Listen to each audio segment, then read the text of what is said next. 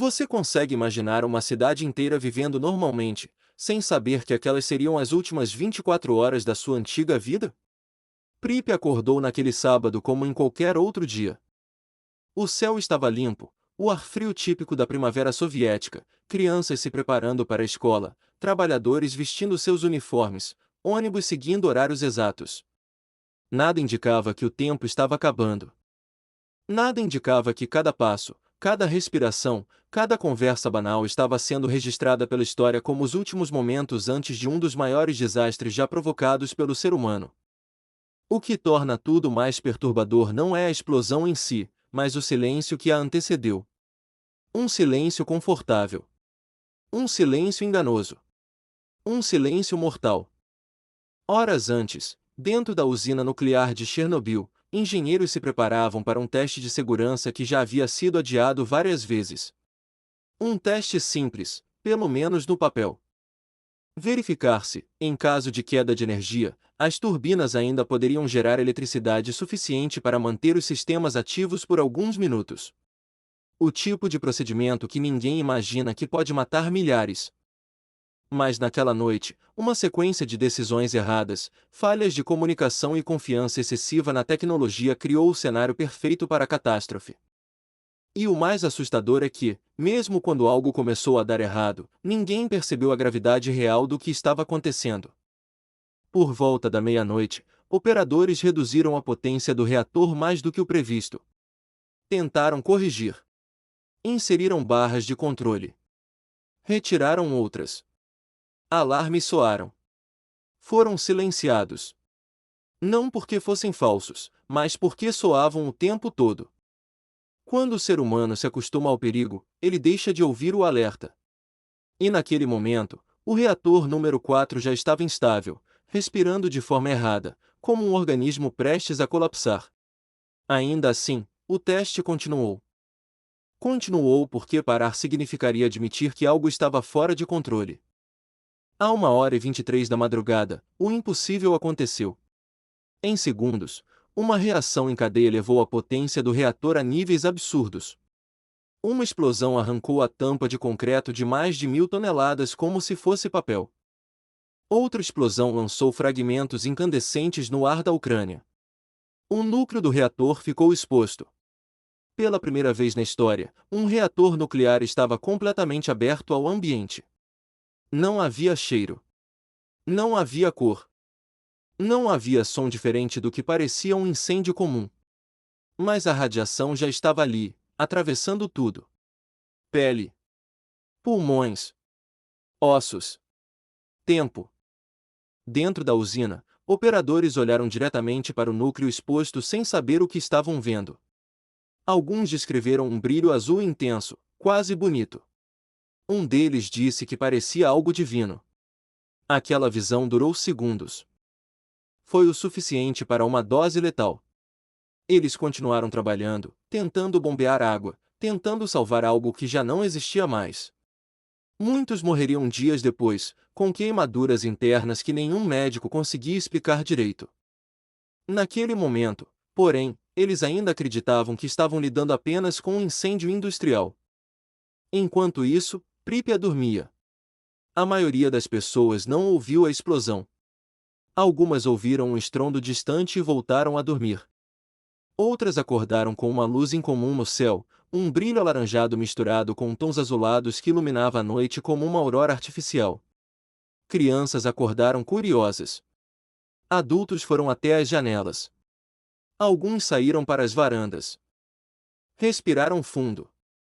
Aquela poeira invisível que caía lentamente parecia inofensiva. Era radiação pura se depositando sobre roupas, cabelos, brinquedos, carrinhos de bebê. Pouco depois, os primeiros bombeiros chegaram à usina. Não usavam trajes especiais. Não tinham máscaras adequadas. Acreditavam que estavam combatendo um incêndio elétrico comum. Subiram no telhado.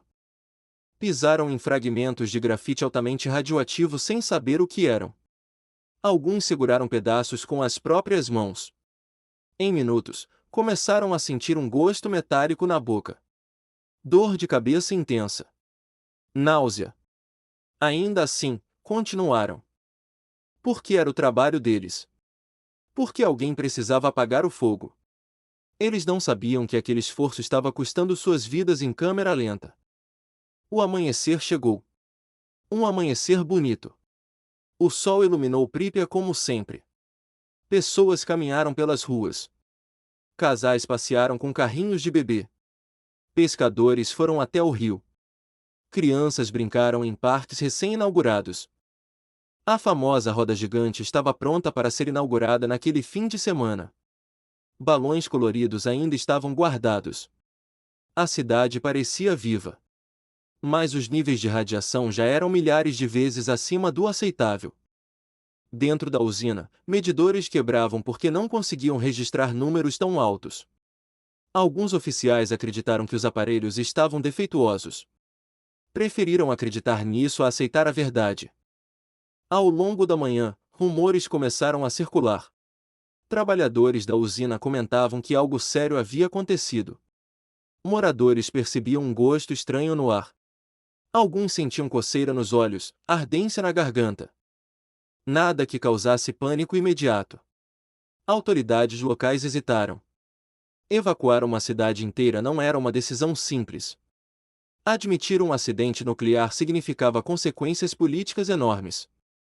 Então, decidiram esperar. E essa espera custou caro. Durante a tarde, ônibus começaram a ser posicionados discretamente nos arredores da cidade.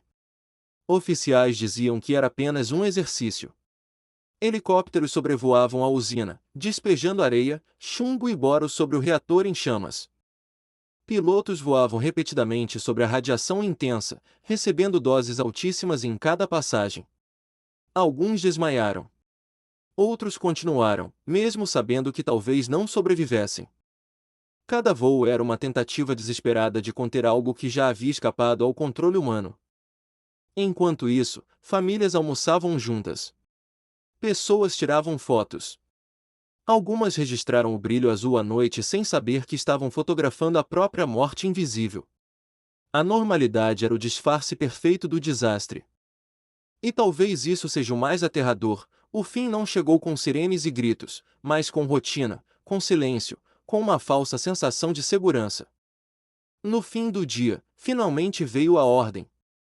A cidade seria evacuada. Mas não imediatamente.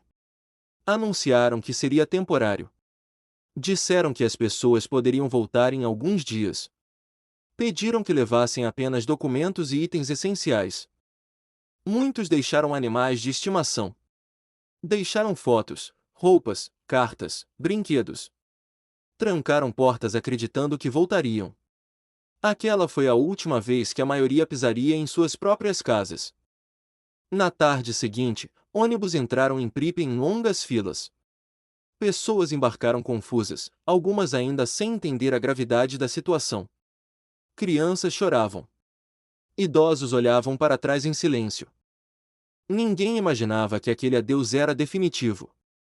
As últimas 24 horas tinham se esgotado. A cidade se tornou um fantasma antes mesmo de perceber que estava morrendo. Hoje, Pripyat permanece congelada no tempo. Brinquedos enferrujados. Livros abertos. Calendários parados em abril de 1986. Um lembrete silencioso de que o maior perigo nem sempre faz barulho. Às vezes, ele chega invisível, enquanto a vida continua normalmente. E a pergunta que fica não é apenas o que aconteceu em Chernobyl, mas o quanto confiamos que algo assim jamais poderia acontecer de novo. Se você tivesse vivido aquelas últimas 24 horas, teria percebido os sinais?